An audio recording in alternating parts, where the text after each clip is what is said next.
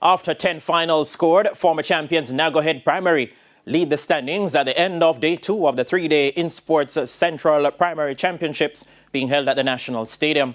Despite some setbacks, Naggo managed to end the day on 91 points.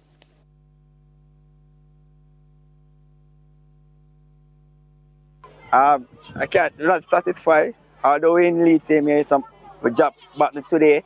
One boy we see for make the finals did not make it, but it's a championship. So the team that made the less mistake will be victorious. It's close going between Greater Portmore, who are second on 80 points, and the title holder Spanish Town, who are currently third on 76 points. No, I definitely don't think we can win. I don't think we can win. I mean, Naggo and Spanish Town are much more powerful teams than my team, but we'll be doing our best to, see how much we can upset them, but I have to give credit to them. I think they are better teams.